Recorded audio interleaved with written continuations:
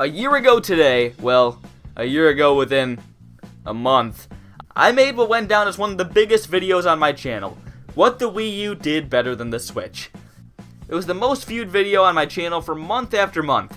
I mean, it's only at 16th now, and it only got viewed a lot because I plopped it on Reddit, but I'll take what I can get. But the thing about that video was, it wasn't exactly very well received. Probably partially because of it being on Reddit, and it, to this day, has more dislikes than likes. It has more dislikes than my video with 11,000 views, and at the time, the video was so disliked because everyone thought the Switch was clearly better than the Wii U, and all the stuff I complained about in the video would be fixed very soon. And maybe also that awful thumbnail. Ugh. But the thing is, from what I remember, a lot of the stuff I said kinda turned out to be true. So let's take a little revisit to the old, controversial video of mine, and see if I can salvage anything from this train wreck of a video, and see if I was actually more right than we all thought at the time. And yes, I am including myself in that because those people on Reddit made some good points. Hello all 450 of you, I'm Redkwan, and this is what the Wii U did better than the Switch, approximately 1 year later. So first off, I don't really care much for reaction videos, like, at all. So I'll try to keep this as unreaction channel-y as I can. Kids react to Retro TV! This episode! What the Wii U did better than the Switch by Redkwan. I'm going to show clips from the video though, and comment on what I got right, so call it what you will. But just remember that I pretty much know everything about this video, so I'm not really reacting to anything. Actually, I would like to point out my hello all one of you line. Hello all one of you, this is Redkwan. Yeah.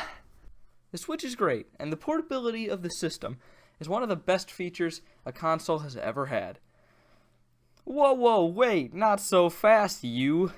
Because while the Switch does have some terrific features, it also has quite a few missing ones. Ones that its older cousin did have when it came out. Yeah, go. Shoo. Here are 5 features that the Wii U had that the Switch doesn't. Number 1. Virtual Console. Remember being able to play games from a past Nintendo system at a decent price? Yes, the NES Classic. Oh, I mean the Virtual Console. Yes, the Virtual Console was a service where Nintendo sold you its old games relatively inexpensively. This was awesome for people like me who were too young to have owned a lot of Nintendo's classic games, and the ability to play them now and catch up was great.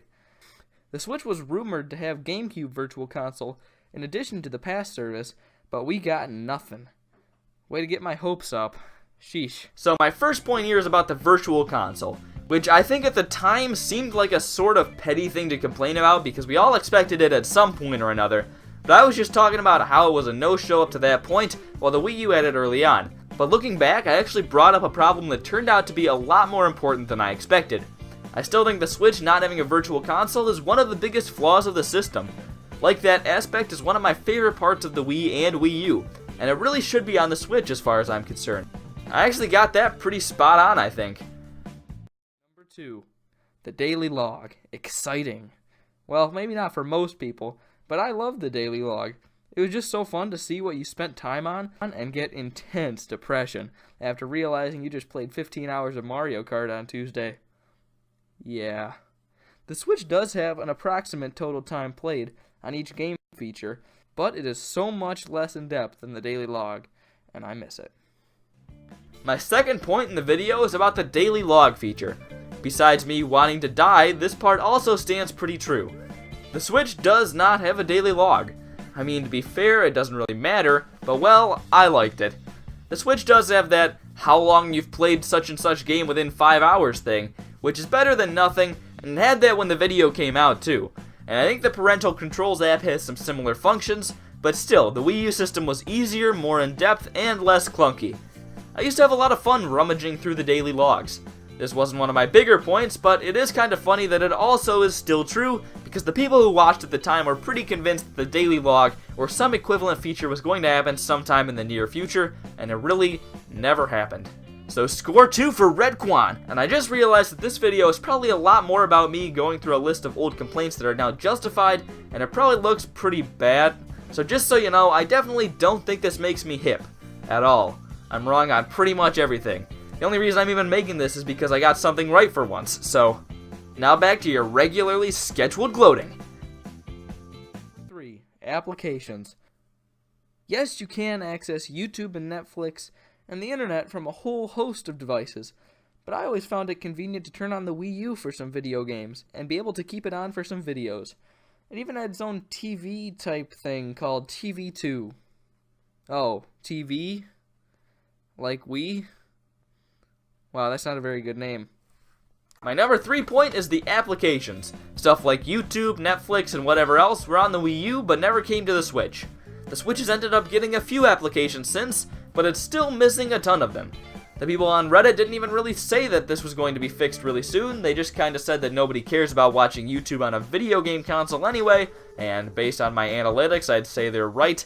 But I care. I care. I guess this was a pretty valid point too. Applications were on the Wii U, they weren't on the Switch. There's really nothing else to it. Number 4. Asymmetric multiplayer. The Wii U gamepad allowed for some interesting opportunities in multiplayer. Most games didn't take advantage of it, but games like Nintendo Land really made the gamepad feel like it was useful. I mean, not that we didn't already think that. Yeah. Games also let one player play on the gamepad and let one person play on the TV and have the whole TV in multiplayer, which is nice. The 4th point I made was about asymmetric multiplayer, which is something the Wii U did do better than the Switch. But I mean, going back on this point now, it doesn't really make any sense because it never really could anyway. It doesn't have a gamepad. It just wasn't meant to be.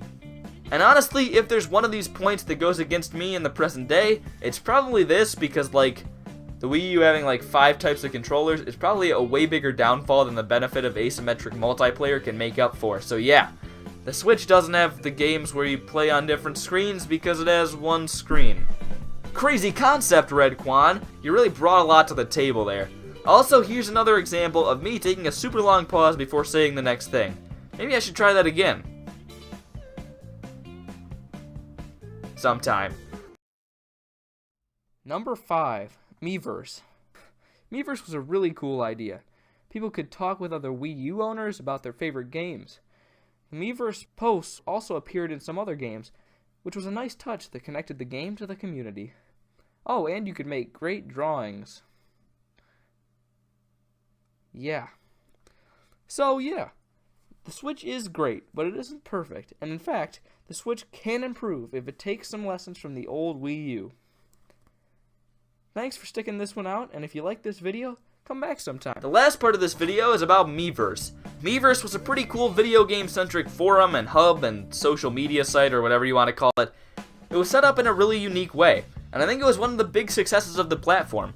Some people thought it might come over to the Switch eventually when I put the video out, but after it got shut down on the Wii U, I think any real chances of it returning are shot. Which is a shame because it was a pretty cool concept. But well, I got a good complaint out of it. That's the extent of the video there. I think the things I said a year ago that people thought were pretty stupid and petty only turned out to be somewhat stupid and petty. Take that, Reddit! I'll sort of reiterate what I said at the end of that video too. The Switch is a great system, but it can be better if it takes some of the better aspects of its predecessor. Except for asymmetric multiplayer because there's nothing we can really do there. Also because I tried not to make this a reaction video, but also found several things I thought were pretty funny in the video. I'm going to take about 10 seconds to unload on all of them. Here it goes. The picture of the Wii U is really poorly made, none of the images fill the screen, and the introduction like I'm doing a Watch Mojo video, there's so many cheesy sayings. I sound super emotional about the daily log. My ending sounds like a casual sign-off, but I was actually congratulating people on lasting through the whole thing, and the whole comeback sometime thing is really awful. There. That about does it. Well, I'm Redkwan. What do you think about what the Wii U did better than the Switch? I mean, I know how you feel about the video because it was made by me, so it's awful. But what about the different aspects that it did better? Do you agree with me? Do you think in hindsight they were actual problems? Or do you think it's all still baloney and we'll get it on the Switch eventually? Did you watch the original back in the day? Probably not. I had 1 subscriber. Anyways, I'm Redkwan. Thank you all for watching, and I'll hopefully see you all later. Goodbye.